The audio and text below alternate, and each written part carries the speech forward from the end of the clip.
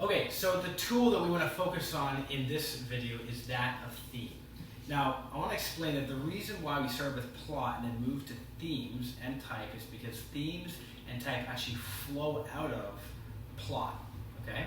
What I mean by this is that as you read through the Bible, as you read through the plot, the storyline of the Bible, there are certain themes or kind of ideas that continue on, that are consistently, and they develop, they progressively develop throughout Scripture, and they find their ultimate fulfillment through Jesus' life, death, and resurrection.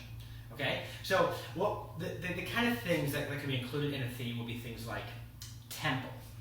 Alright? So, we find the temple kind of developing in its idea throughout Scripture. But the way I would prefer us to think about it, rather than just kind of being temple itself, is more the idea of God's presence. That's what really temple is related to. So God's presence is a theme that flows throughout Scripture, and the question is always, how do we be in the presence of God? Another theme would be exile. Okay, so you think about Adam and Eve. When they sinned, they are actually kicked out of the garden. They're exiled out of the garden because of their sin. Now, Israel is brought into the land at one point. So they're in Egypt, they're brought into the land. But again, because of their sin, they're then kicked out of the land once again. So this idea of actually not being able to be in God's place because of sin is a theme that we see develop throughout Scripture.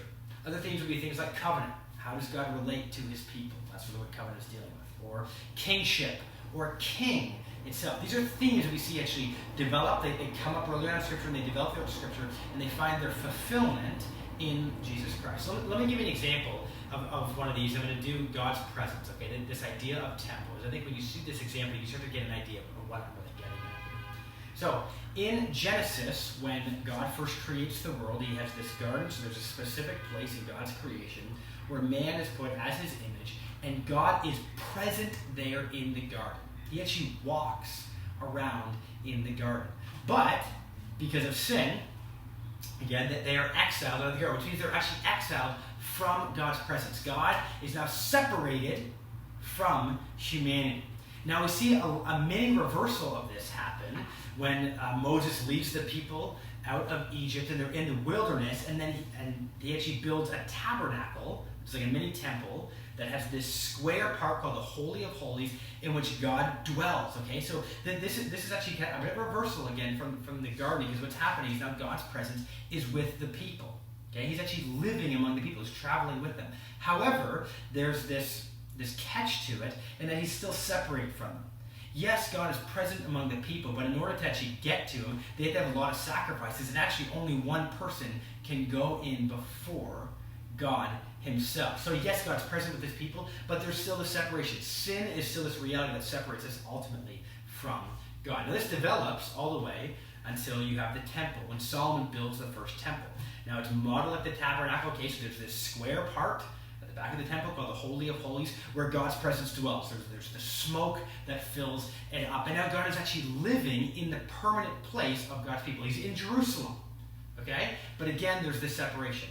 Yes, God's presence is with his people. He dwells among his people, and yet there's this separation between them. And only once a year can someone really go into the Holy of Holies after all these different sacrifices. Okay, so God's presence is there with his people. There's a bit of reversal from Eden, and yet we're still longing for something to happen in which we can be fully present with God once again.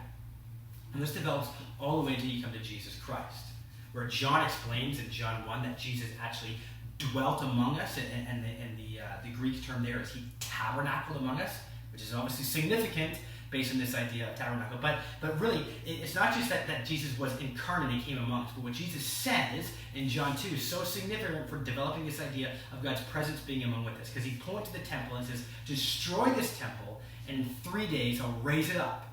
And the people are confused. So they say, well that took 40 years to build. Are you really going to raise it up in 3 days? And Jesus says, well, I was talking actually about my body, not about that temple. And what we actually see in that moment, okay, from John 1 and John 2, saying he tabernacled among us, and then Jesus actually saying that destroy us, I'll raise it up in 3 days, is that through this Jesus, God's presence is so fully restored to us that we're able to dwell completely with us. He will be among us, and ultimately will come through his death and his resurrection. We will have a restoration of of the presence, just like we had back in the garden, will be fully among us, which ultimately leads us forward to Revelation 21 through 22, where it says that there was no temple in the new city that we're going to. Why? Because God dwells among us. He is with us in the city. And significantly, the city is a square. And the only other square we actually have in Scripture is the Holy of Holies, where God dwells. All of a sudden, all of humanity will dwell in the Holy of Holies with God, fully present with him. And that will come about because the Lamb was slaughtered, because Jesus' body was slaughtered, but 3 days later, he rose from the dead to restore that presence to us. So that means that, once you start to understand that, that means that when you're along the plot line and you actually see this idea of God's presence coming up and how can we dwell with God, we see temple come up, tabernacle come up, or anything like that, and you say ultimately this finds its fulfillment in Jesus Christ, because we're seeing this theme that really weaves. There's always different threads, always different themes in the Bible that kind of come together in Jesus Christ. And recognizing that means that we can legitimately get to Christ from any text once we see the theme there.